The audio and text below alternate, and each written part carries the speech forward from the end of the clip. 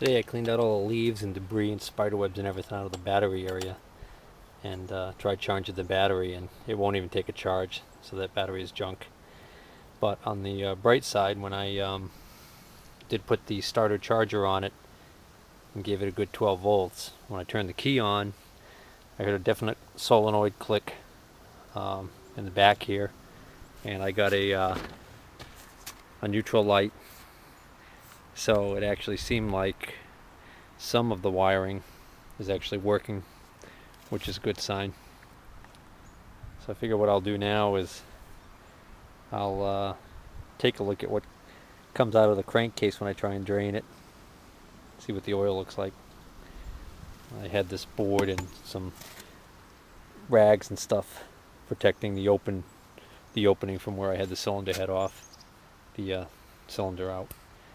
And actually I've got all that stuff back, so I've got to start putting that stuff back together soon. I've got to lap the valves and put the new valve stem seals in and get that all ready.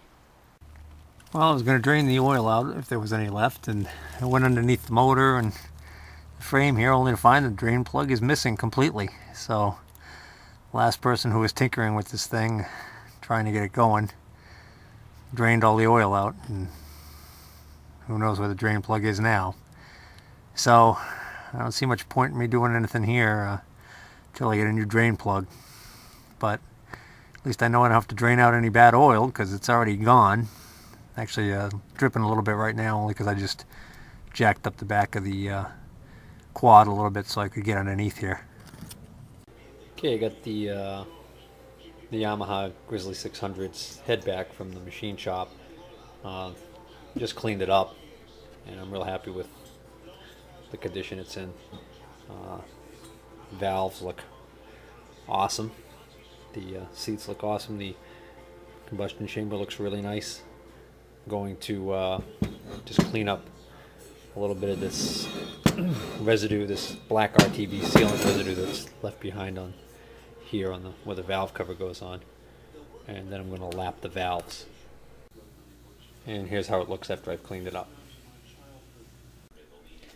Okay, now I'm going to lap the valves. You want to make sure that you have the valves in the right location, and the way I did that was I made sure that I marked the valves, and also I scratched a tiny number on the top of the head on the valve side here to indicate which one's number 1, number 2 as far as intake, and which one's number 1 and number 2 as far as exhaust. The intake valves are the larger ones, your exhaust valves are your smaller ones. I like using a water-based valve grinding compound. This is available at Napa Auto Parts. For the amount of valve jobs that I do, this one container will last me years. And then this is the style of valve lapping tool that I use. It's the suction cup style. They're not really good. The suction cup tears, and they can be problematic. I've found that the smaller side here actually tends to work better for me.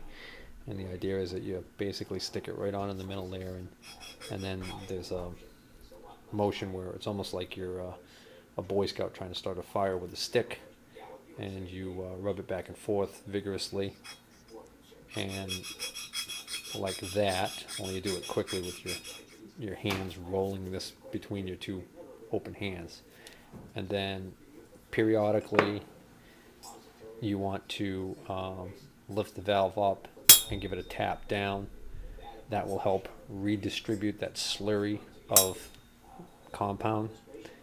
And if you have a good one, that tool that the suction cup's sticking to it, you can actually pull up and tap as you're going along. So you can wiggle, wiggle, wiggle, pull up, tap, wiggle, wiggle, pull up, tap. What I do is I like to have the head in a position so that I can get to the stem on the bottom and just pop it up with my finger as I'm going along every once in a while.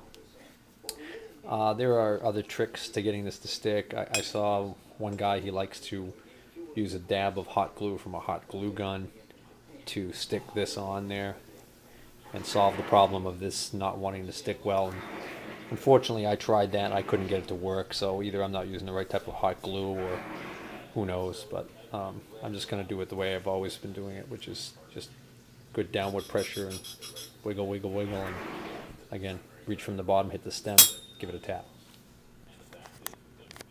So I don't know if you can see this, but this is the valve before it's been lapped. Here's that same valve after I'm finished lapping it. You can actually just see it almost looks like a gray band of the compounds left behind, but I've actually already cleaned this valve, and that's actually what the surface looks like once it's been lapped. So it's kind of hard to see it, but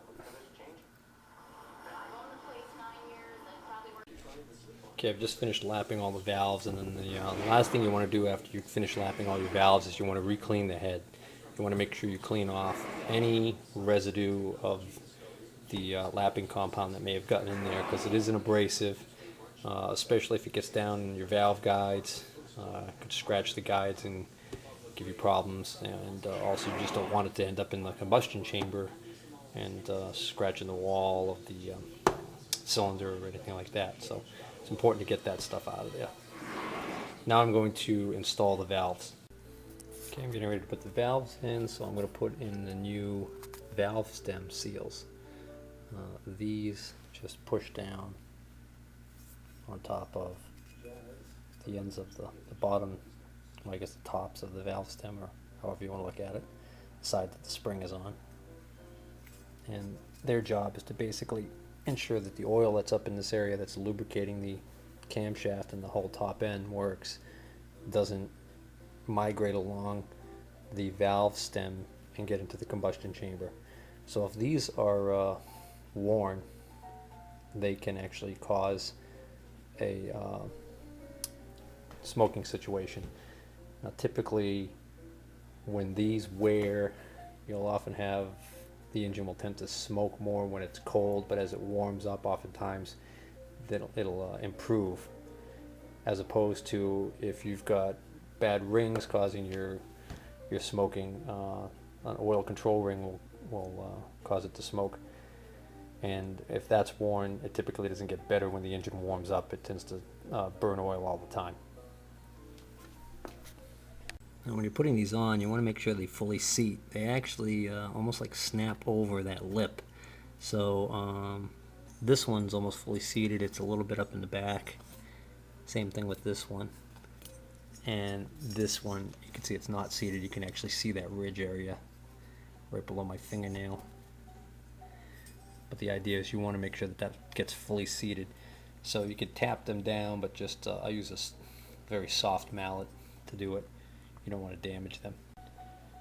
Well, I don't edit my videos to hide mistakes, so I just put the valve stem seals on, and then when I went to put the valve springs on, this bottom washer, special washer that goes on the bottom of the valve spring assembly, has to go on before the seals. It won't fit over the valve stem seals. So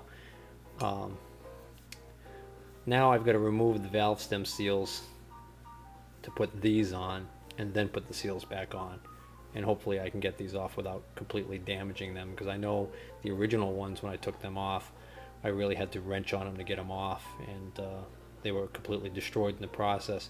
I didn't care about those because those were the old ones, but these are the brand new ones, and I really don't want to have to order 4 new valve stem seals, especially since I just got these in the nice Windorosa kit that has everything in it. I'm reinstalling the valve springs now, and the only thing I really need to pay attention to, other than making sure that I'm keeping all of the components for each valve with the same valve, and making sure they're all going back in the same location that I took them out. So I'm making sure I don't accidentally reverse the intake valves or reverse the exhaust valves.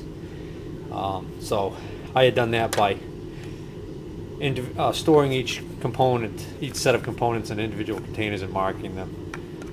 And so that way I know intake 1, intake 2, exhaust 1, exhaust 2. And then the other thing is that the valve springs, these are a double valve spring with an inner and outer spring, they had this red paint on one side of the spring. I noticed when I took it apart that red paint faced up. So I'm making sure when I reinstall the valve springs that I have the red paint facing up. So I just installed the first one. Again, I'm using the valve spring compressor. This is a large one that I rented at my local automotive shop.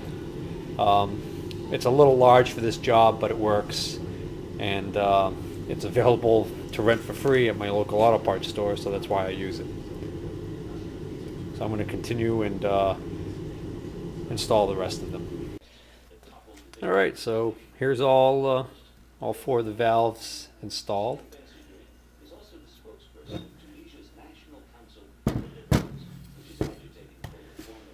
So next I've got to install the piston and the new piston rings. Got the new rings right here.